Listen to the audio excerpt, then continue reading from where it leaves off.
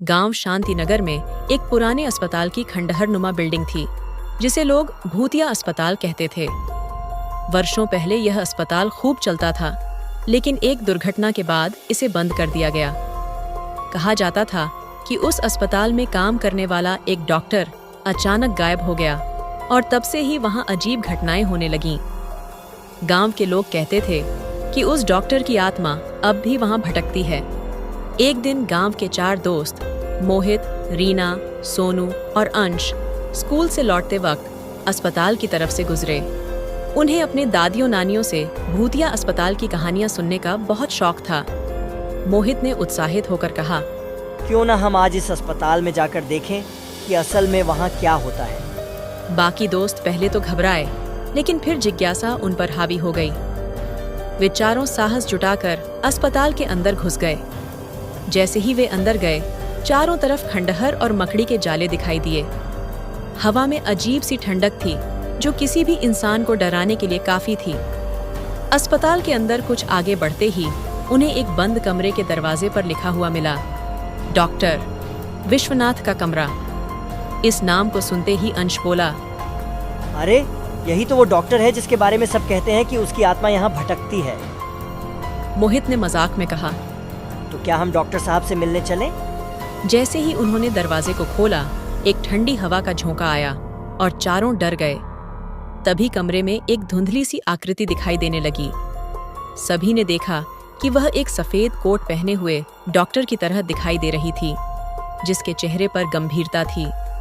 Doctor की आत्मा ने धीमे स्वर में कहा, तुम लोग यहाँ क्या कर रहे हो? यह स्थान तुम्हारे लिए नहीं है। चारों बच्चों की घबराहट और डर के मारे हालत खराब हो गई, लेकिन मोहित ने साहस दिखाते हुए पूछा, आप कौन हैं और यहाँ क्यों हैं? डॉक्टर विश्वनाथ ने कहा, मैं इस अस्पताल का डॉक्टर था।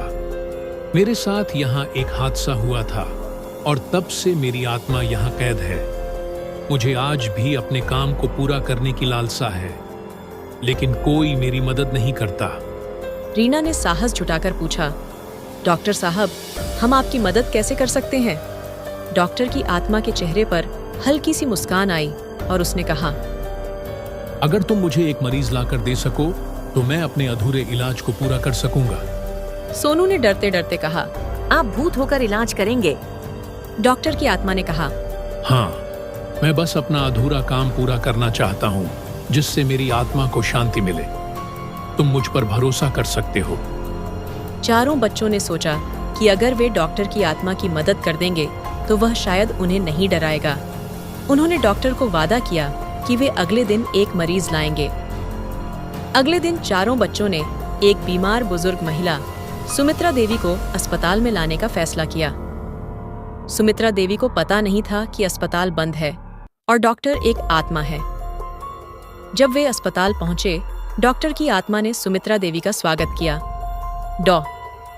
विश्वनाथ ने उसे बहुत स्नेह से देखा और बोला, आप चिंता मत कीजिए, सब ठीक हो जाएगा। डॉक्टर ने अपने पुराने तरीके से सुमित्रा देवी का इलाज करना शुरू किया। बच्चे इस सब को हैरानी से देख रहे थे। डॉक्टर ने सुमित्रा देवी का इलाज खत्म करने के बाद मुस्कुराते हुए कहा, अब मुझे शांति मिलेगी। मैंने वर्षों तक यह पल का इंतजार किया था। उसके चेहरे पर संतुष्टि की झलक थी और धीरे धीरे उसकी आत्मा धुंधली होकर गायब हो गई। जब बच्चे सुमित्रा देवी को लेकर बाहर आए तो गांव के लोगों ने देखा कि उनकी सेहत में सुधार हुआ है। वे अब पहले से बेहतर महसूस कर रही थीं। इस घटना के बाद गांव के लोग अस्पताल को भूतिया मानना बंद कर देते हैं। धीरे धीरे लोगों का मानना शुरू हुआ कि डॉक्टर विश्वनाथ का भूत बुरा नहीं था, बल्कि एक सहायक आत्मा थी। कुछ दिनों बाद बच्चों ने देखा कि अस्पताल अब पहले जैसा डरावना नहीं लगता। वहाँ का वातावरण हल्का और शांतिपूर्ण हो गया था।